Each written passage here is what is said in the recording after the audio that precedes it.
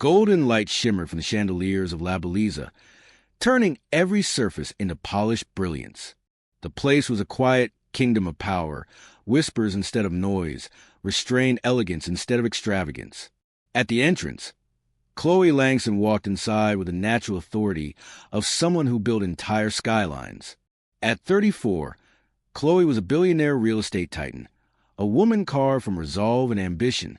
Her platinum hair fell in sculpted waves, her posture straight, her expression perfectly measured until you looked at her eyes. There behind the ice was a woman who never truly rested. Her 5-year-old daughter, Aubrey, held her hand tightly. The little girl in her blush-pink dress scanned the room timidly. "Mommy, is this where the princes eat?" she whispered. Chloe allowed the faintest smile. "No, sweetheart. This is where powerful people meet." Tonight wasn't a business dinner.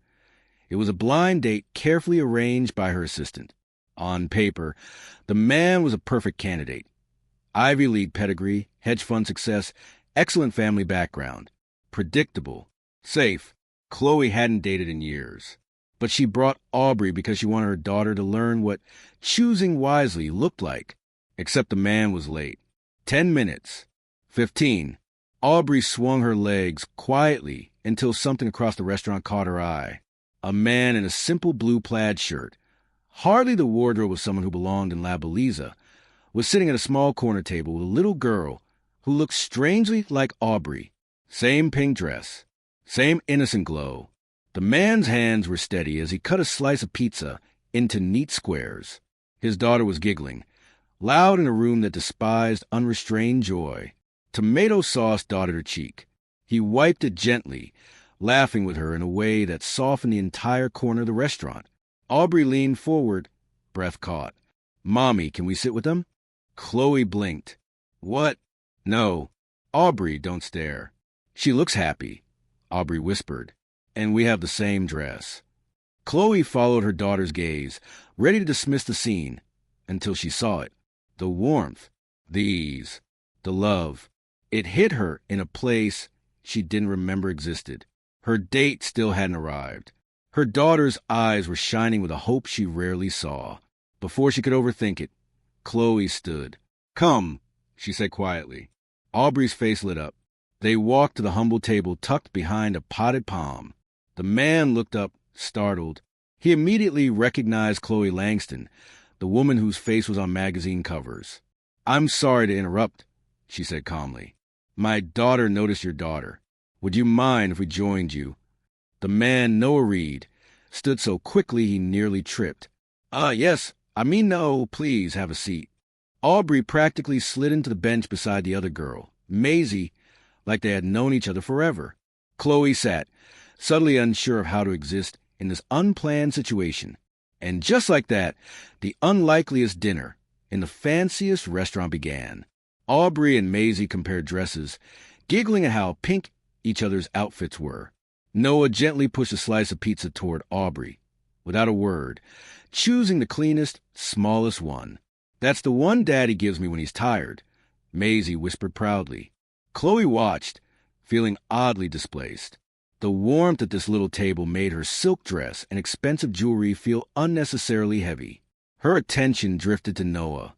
Messy hair, unshaven jaw, worn shirt, but his demeanor, solid, steady, present, a rarity in her world of men who only looked at their phones, not at their children. A couple at a nearby table whispered loudly, "I didn't know La Belleza hosted charity dinners." Maisie froze, then stood with fists clenched. "My dad is not charity case. He's my hero." Silence struck the room.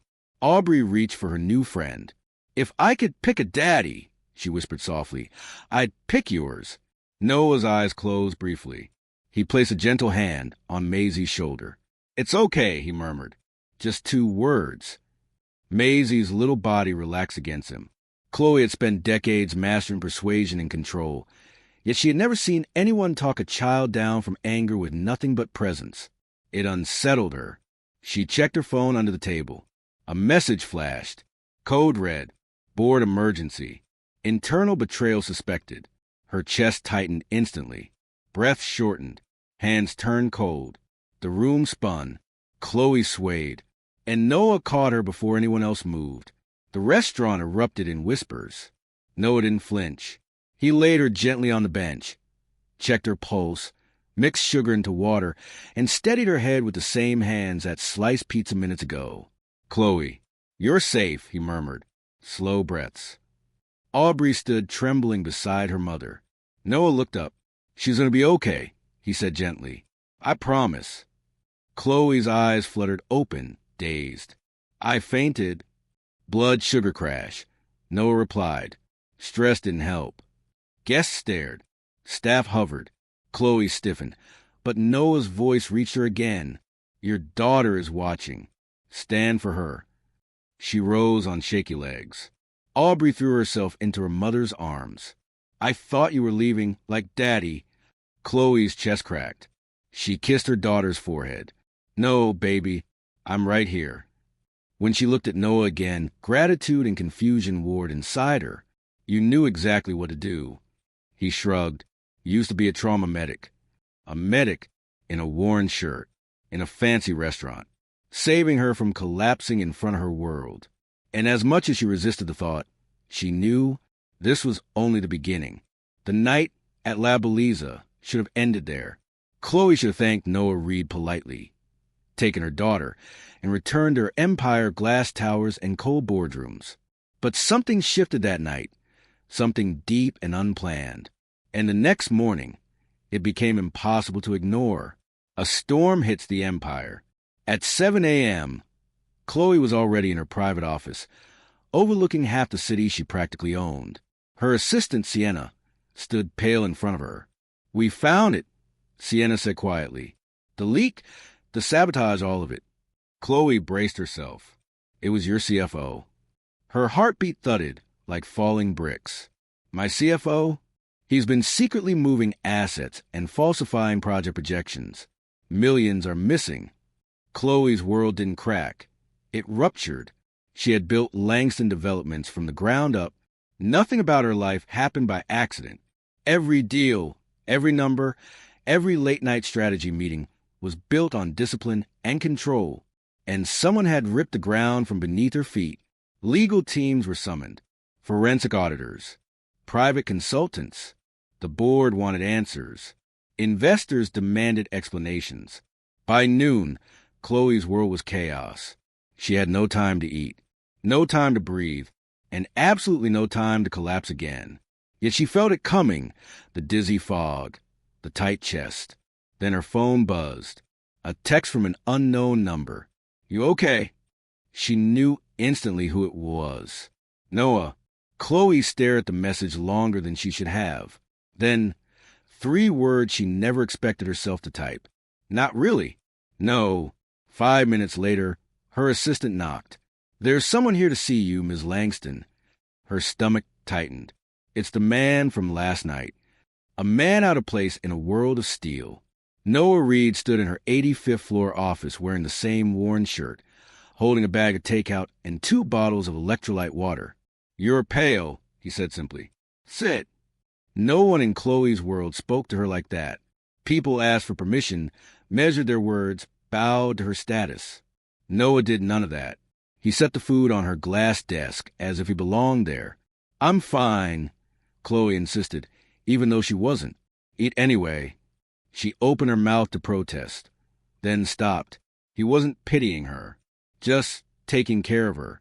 Quietly, respectfully, without angle or agenda. "What are you doing here?" she asked. "You look like someone who needed a reminder to breathe." Noah said, "So here I am." Something in her stern facade softened. They ate in silence. She didn't realize how hungry she was until she devoured half the meal. When she finally leaned back, breathing easier, Noah asked, "Want to tell me what happened?" Chloe didn't tell people things. She commanded. She ordered. She explained what needed to be done. But telling someone how she felt, that was unfamiliar territory. "My CFO stole from me," she said finally. "Millions." Noah whistled low. "And you think you caused it." Her head snapped up. "I never said that." "You didn't have to," he replied calmly. Your shoulders did. Chloe opened her mouth, then closed it again. She felt seen in a way that was unsettling and oddly comforting. She didn't notice how close he was until the room grew very, very quiet. Chloe, he said softly, not every disaster is your fault. Her throat tightened. People depend on me. I can't afford a break. He looked at her the way no man ever had. Not with desire, not with intimidation, not with flattery, with understanding. You can't stop disasters from happening, Noah said, but you can decide who walks through them with you. Her breath caught, and in that moment, she knew she was in trouble. Two little girls with big plans. While the adults wrestled with scandals and crises, Aubrey and Maisie had their own agenda. On Friday afternoon, Aubrey walked into the kitchen and declared, "Mommy, Maisie says she wants to come over, and Daddy Noah says yes." Chloe froze mid-email. "Daddy Noah?" Aubrey nodded innocently. "Because he's her daddy. Not mine. But if he was my daddy, it would be okay." The sentence slid into Chloe's chest like a soft knife. Before she could recover, Aubrey continued, "We're going to do a sleepover. Can we? Can we please?" Chloe stared at her daughter's excited face. So bright, so hopeful. She found herself saying, "Yes." A night of firsts. Noah arrived at Chloe's penthouse with a backpack, a grocery bag, and a slightly embarrassed expression. Maisie insisted on bringing snacks, he said, lifting the bag of mismatched items. Marshmallows, pretzels, gummy bears, and something suspiciously sticky. Chloe almost smiled, almost. The girls took off running, squealing and jumping around the living room like they'd been sisters since birth. Chloe and Noah stood in the doorway, listening to chaos. "She's happy," Chloe murmured. "So is mine," he replied. Their eyes met. Something warm passed between them. The evening unfolded gently. They helped the girls build a pillow fort. Noah made hot chocolate. Chloe read them a story, her voice softening in a way Noah didn't pretend not to notice. When both girls finally fell asleep inside the fort, tangled in blankets and giggles, Noah whispered, "Thank you." "For what?" "For letting our daughters feel normal." Chloe's chest tightened again, but for a different reason. "Do you ever miss it?" she asked quietly. "Having someone to lean on?" Noah didn't hesitate. "Every day." She swallowed. "Me too." A long silence stretched. Not heavy, not uncomfortable, just real. And then it happened. A spark, a pull, an unspoken question between them. Noah stepped closer. Chloe didn't step away. His hand brushed hers. She didn't pull back. It wasn't a kiss. It wasn't anything dramatic. Just a touch. But it was enough to change everything. The crisis, the battle, and the choice. Over the next few weeks, Chloe fought her corporate war with relentless force. She fired her CFO, launched a criminal investigation, and stabilized her empire with the same iron will that built it. But she wasn't fighting alone anymore. Noah became her quiet anchor, a breakfast check-in, a late-night call, a message that simply said, "Drink water." And always, always, he made her laugh, something she hadn't done in years. Their daughters became inseparable. Their families intertwined slowly, naturally.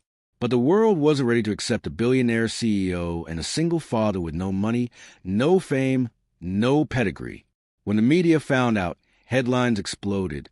Billionaire heiress dating unknown single dad?